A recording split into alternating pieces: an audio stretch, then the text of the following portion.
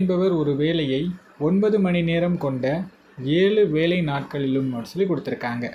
ஏன்னு ஒரு கேரக்டர் இருக்கார். அவர் வந்து ஒரு வேலையை, அதனால் ஒன்றுன்னு போட்டுக்கிறேன். 9 மணி நேரம் கொண்ட 7 நாட்கள், அதாவது ஒரு நாளைக்கு 9 மணி நேரம் அப்படின்னு வச்சுக்கிட்டு 7 நாள் வந்து செய்கிறாரு. சரியா? அப்போ எவ்வளோ நேரம் செஞ்சுருப்பார் மொத்தமாக? 7 × 9, அப்போ எவ்வளோ நேரம்? 63 மணி நேரம் ஒரு வேலையை செய்கிறாரு அப்படின்னு ஞாபகம் வச்சுக்கணும். ஓகேவா? ஸோ எப்போவுமே இந்த மாதிரி ஹவர்ஸ் அல்லது டேஸை கீழே தான் எழுதணும்.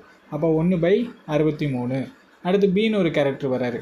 அவர் அதே ஒரு வேலையை ஒரு நாளைக்கு 7 மணி நேரம் செஞ்சு 6 நாள் செய்கிறாரு. அப்போ மொத்தமாக எத்தனை மணி நேரம் செஞ்சுருப்பார்? ஸோ ஒரு நாளைக்கு 7 மணி நேரம்னா 6 நாளைக்கு 6 × 7ன்னு போட்டுக்கலாமா? அப்போ மொத்தமாக 42 மணி நேரம் செஞ்சுருப்பார். ஸோ அதே மாதிரி கீழே 42ன்னு எழுதிக்கிறேன். இப்போ இருவரும் சேர்ந்து, அப்போ ஏயும் பியும் சேர்ந்து, அப்போ 1/A + 1/B, அந்த ஒரு வேலையை ஏபி 2 பேரும் சேர்ந்து 1/63, அதே மாதிரி 1/42 சேர்ந்துங்கிறதுனால ப்ளஸ் போட்டுக்கிறேன். அடுத்து என்ன கொடுத்துருக்காங்க பாருங்கள்.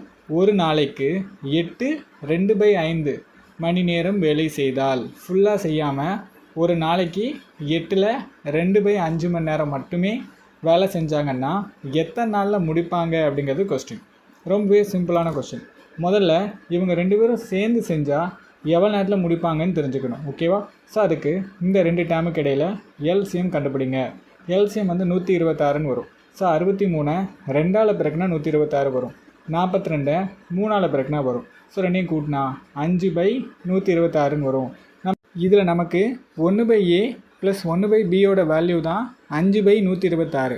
ஆனால் எனக்கு A + Bயோட வேல்யூ தான் வேணும். அப்போ அதை அப்படியே தலைகீழ் எழுதிக்கலாமா? தலைகீழ் எழுதுனா 126/5ன்னு வரும். ஓகேவா? ஓகே, இது மொத்த மணி நேரம். சரிங்களா? 126/5ங்கிறது. ஆனால் எனக்கு ஒரு நாளைக்கு அவங்க 8ல் 2/5 மணி நேரம் தான் வேலை செய்கிறாங்க. அப்போ எத்தனை நாள் வரும்? அப்போ மொத்தத்துலேருந்து இதை வந்து வகுத்தா என்னன்னு தெரியுமா? ஓகே, ஸோ இது வந்து கலப்பு பின்னத்தில் இருக்குது. இதை நார்மலாக மாற்றுங்க. அப்போ பெருக்கும்போது 8ஆல் பெருக்குனா 40, அந்த 2 கூட்டினா 42/5ன்னு வரும். அப்போ 126 / 5 மணி கீழே 42/5ன்னு எழுதணும். அது அப்படியே மேலே வரும்போது 5/42ன்னு ஆயிரும். ஸோ இதுவும் கட்டாயிரும்.